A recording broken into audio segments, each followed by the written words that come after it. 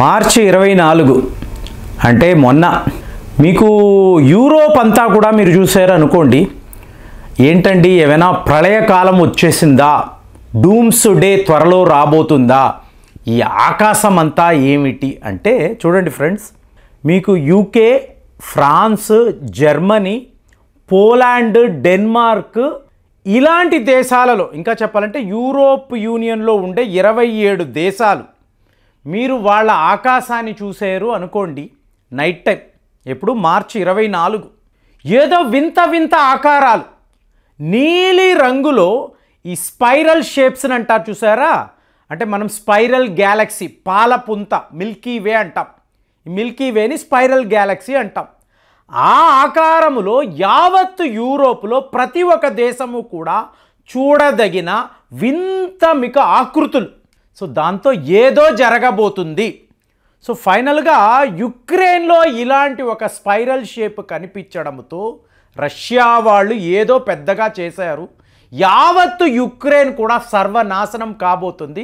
అంటే వరుస పెట్టి మనం మాట్లాడుతున్నాం కదా, ఈ 2025లో ఇంతకుముందు చరిత్ర చూడని ఒక సునామీ రాబోతుంది, ఒక ప్రళయ కాలాన్ని మనం చూడబోతున్నాము, ఇవన్నీ మాట్లాడాం కదా. అంటే డీప్ సీలో ఉండే చేపలు ఎందుకు ఈ సముద్ర తీరాల్లోకి వచ్చి పడి చచ్చిపోతున్నాయి. సో ఇదంతా కూడా ఏంటి, అరిష్టము, something big going to happen, continuous మాట్లాడుతున్నాం.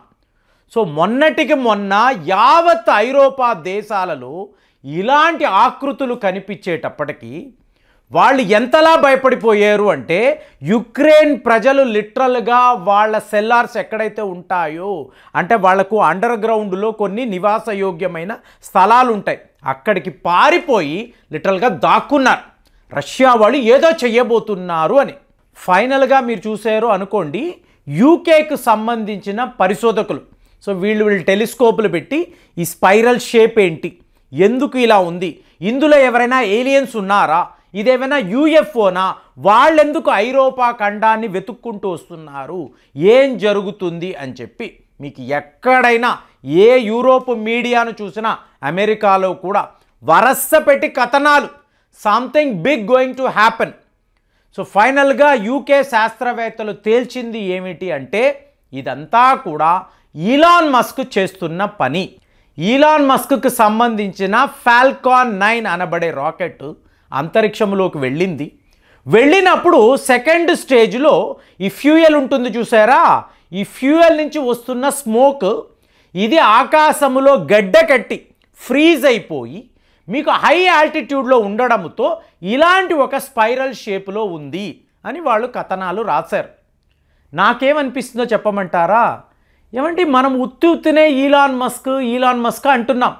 ఈయన స్పేస్ ఎక్స్, ఇతనిది ఒక రాకెట్, ఇంకా ఎలా చెప్పాలి, నాసా వాళ్ళు వెళ్ళి ఈలాన్ మస్క్ గారి సహాయాన్ని కోరారు. ఈలాన్ మస్క్ గారు కూడా ఓకేలేండి అని చెప్పి సునీత అమ్మను తీసుకురావడానికి ఆయన ఏర్పాట్లు చేశారు. నాసా అంటే ఏంటండి, ప్రపంచములో నంబర్ 1 స్పేస్ ఏజెన్సీ. దీనికి మించినది ఉండదు కదా. వాళ్ళ దగ్గర లేని రాకెట్లా, పరిశోధనలా మీకు హూబుల్ టెలిస్కోప్ లాంటి దాన్ని అంతరిక్షంలోకి పంపించిన వాళ్ళు, అలాంటి వాళ్ళు ఇవాళ ఈలాన్ మస్క్ దగ్గరికి వెళ్ళి, అయ్యా బాబు నువ్వే మమ్మల్ని కాపాడు, తథాస్తు ఈయన అన్నట్టుగా. అసలు మీకు ఈ స్పైరల్ షేప్ అంటున్నాను చూసారా, ఇది రష్యాలో కూడా కనిపించిందండి. అంటే ఇదంతా ఈ వార్తలు పుతిన్ గారి దాకా వచ్చినప్పుడు, ఏంటయ్యా మీరు ఏమైనా జోక్ చేస్తున్నారా, ఎందుకంటే చూడండి రష్యాలో N1 అనబడే ఒక రాకెట్ ప్రపంచంలో అతిపెద్ద రాకెట్ అండి.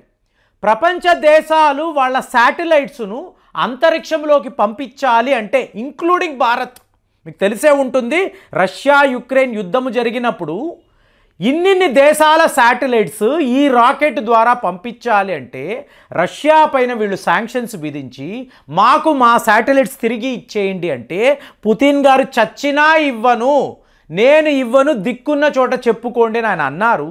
వీళ్ళ జెండాలంతా పీకి పడేశారు. ఒక్క భారత్ జెండాను మాత్రం, మా మిత్రదేశము వీళ్ళ జెండా ఉండడం మాకు గర్వకారణమని అలా ఉంచారు. దీని గురించి 2-3 వీడియోస్లో మనం మాట్లాడాం. అలాంటి రష్యాకు సంబంధించిన రాకెట్లు ఎన్నెన్ని అంతరిక్షంలోకి వెళ్ళుంటాయి. ఇదే యూరప్ ఖండం నుంచే కదా వెళుతుంది. అప్పుడు కనిపించని ఈ ఫ్యూయల్ ఫ్రీజింగ్, ఈ కోల్డ్ కండిషన్స్, మరి మీకు భూమి ఉన్నప్పటి నుంచి కూడా ఇలాంటి వాతావరణం ఉంటుంది కదండి. మీ రాకెట్లు కూడా వెళ్ళుంటాయి కదా. అప్పుడు రాని ఈ స్పైరల్ షేప్స్, బ్లూ రంగుల ఈ స్పైరల్ ఇవాళ ఈలాన్ మస్క్ గారి ఫాల్కాన్ 9 వెళుతున్నప్పుడు మాత్రము ఎందుకండి కనిపిస్తుంది? ఈ డ్రామా ఏమిటి? ఎక్కడో అమెరికాలో ఫ్లోరిడాలో ఈ రాకెట్ను వీళ్ళు లాంచ్ చేశారు. ఇక్కడ యూరోప్ అంతా ఇలా కనిపించడం ఏంటి అంటే ఈలాన్ మస్క్ గారు కూడా ఒక ఏలియన్, గ్రహాంతరవాసి. ఎందుకు ఇలా అంటున్నాను అంటే ల్యాబ్లోనే పిల్లల్ని కందాము, అలాగే హ్యూమన్ బ్రెయిన్లో ఒక చిప్పు పెడతాను, సో మీకు కావలసిన కళలు కనొచ్చు, కళ్ళు లేని వారికి దృష్టి వస్తుంది, వినపడని వాళ్ళు వినొచ్చు, మీకు నచ్చిన జీవితాన్ని మీరు కోరుకోవచ్చు, ఒక చిన్నపాటి చిప్పు పెడతాను. అలాగే మన అందరము కూడా కుజగ్రహంలో వెళ్ళి నివసిద్దాము, ఒక మంచి నాగరికతను సృష్టిద్దాము, అక్కడ తోటలు పెంచుదాము. సో ఒక ఏలియనే కదండి ఇవన్నీ కూడా మాట్లాడగలడు. కాబట్టి ఈలాన్ మస్క్ గారు కూడా ఒక గ్రహాంతరవాసి. అలాగే అమెరికాలో ఇంకొక గ్రహాంతరవాసి ఉన్నారు, ఈయన bill gates. So bill gates గారు ఏం మాట్లాడతారు, ఏమండి వ్యవసాయం చేయడానికి ఈ నీరు అవసరమా, రైతులు అవసరమా, రోబోలు వచ్చి వ్యవసాయం చేస్తాయి కదా. అలాగే మనం అందరము కూడా వెజిటేరియన్ చికెన్ ఫ్రై తిందాము, వెజిటేరియన్ చికెన్ బిర్యానీలు తినండి, ల్యాబ్లోనే మనం చికెన్ని తయారు చేద్దాము. ఇలాగా ఇంకా చెప్పాలంటే అమెరికాలో శవాల మీద పరిశోధనలు చెయ్యాలి అంటే పేటెంట్ రైట్స్ నాదే, భవిష్యవాణి కాదండి, ఈయనే డబ్బులు పెట్టి ఇలాంటి పరిస్థితిని కలిగిస్తాడు.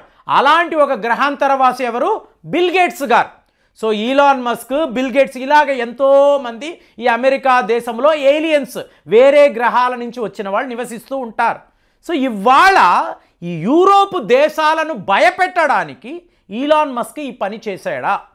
ఏదో జరగబోతుంది, మీకు ఇది అరిష్టము, ఒక మహాప్రళయం రాబోతుంది, మీకు ఇది డిలూజ్, ఒక డూమ్స్ డే అని చెప్పి వాళ్ళలో ఆల్రెడీ వాళ్ళు పూర్తిగా యూరోప్ దేశాలంతా రిసెషన్లో ఎలా బతకాలో తెలియకుండా అడ్డదిడ్డమైన పనులు చేసుకుంటూ ఇప్పుడు యుక్రెయిన్ని మేము కాపాడతామని మార్చి 27 వీళ్ళకు ఒక పెద్ద మీటింగ్, ఇందులో చైనా వాడు కూడా కలుస్తున్నాడు, భారత్ని కూడా కలుపుకోవాలి, మీరు నేను కలిసి 1,00,000 మంది సైనికులను యుక్రెయిన్కి పంపిద్దాము, ఇలా మనం అక్కడ ఒక పీస్ కీపింగ్ ఫోర్స్ని పెడదాము, ఇదంతా వీళ్ళు మాట్లాడుతున్నారు. మనమేంటి వెయిట్ అండ్ సీ అన్నట్టుగా వెయిట్ చేసి చూస్తున్నాం. ఇట్లాంటి క్లిష్ట పరిస్థితుల్లో ఇవాళ ఈ ఆకాశం అంతా కూడా బ్లూ కలర్లో ఉండే స్పైరల్ షేప్స్. సో ఇప్పుడు దీన్ని ఏమంటున్నారు? Space X spirals. మరి ఇది ఇప్పుడే కనిపిస్తుందా, ఇంతకు ముందు లేదా అంటే 2023లో ఐస్లాండ్లో, నార్వేలో కూడా. ఇంకా అది ఎలా ఉందంటే ఆ ఫోటోలు చూసి ఆ రోజుల్లో వాళ్ళు భయపడిపోయారు. ఇంకొక సూర్యుడు భూమి మీదకి వస్తున్నాడా, అంత పెద్ద ఒక బలూన్ ఆకారములో మీకు ఇంత వెలుగు, సన్లైట్ పడిన వెంటనే అది మెరుస్తుంది. ఆకాశములో ఒక ఆబ్జెక్ట్ ఇలా మెరుస్తూ ఉంటే చూసే వాళ్ళకి ఎలా ఉంటుందండి? ఏవైనా న్యూక్లియర్ బాంబ్ మన మీద వేస్తున్నారా, లేదా వేరే ఎక్కడి నుంచో ఎవరో వచ్చి మన వినాశనాన్ని కోరుకుంటున్నారా, వీళ్ళు ఏం చెయ్యబోతున్నారు, ఈ భయం ఉంటుంది కదా. అలాంటి భయాన్ని ఇవాళ ఈలాన్ మస్క్ ఎందుకు ఐరోపాలో క్రియేట్ చేస్తున్నాడు? మీకు బ్లూమ్స్బర్గ్ అనండి, అలాగే మీకు యూరోప్కి సంబంధించి ఇంకా చెప్పాలంటే బీబీసీ లాంటి టీవీ ఛానల్స్, పత్రికలు ఫోటోలు తీసి ఏంట్రా బాబు ఇది బ్లూ కలర్ స్పైరల్ని చూశారనుకోండి, ఎవరికైనా కూడా భయంగానే ఉంటుంది. ఏమైనా జరగచ్చు, మానవ ప్రాణాలు కదండి, దీనికి ఏమైనా నష్టము జరిగినప్పుడు ఎవరు దీన్ని భర్తీ చేయగలరు? సో ఇలాంటి ఆట ఈలాన్ మస్క్ మొన్న ఆడాడు. దీనివల్ల యావత్ ఐరోపా ఖండము ఒక భయభ్రాంతి, అంటే ఎలాగ వాళ్ళు వణికిపోయారంటే ఏం జరుగుతుందా. మరి ఈలాన్ మస్క్ యొక్క తీరుని మీరు ఎలా చూస్తున్నారు? కామెంట్స్లో రాయండి. మళ్ళీ వచ్చే వీడియోలో కలుద్దాం. జై హింద్.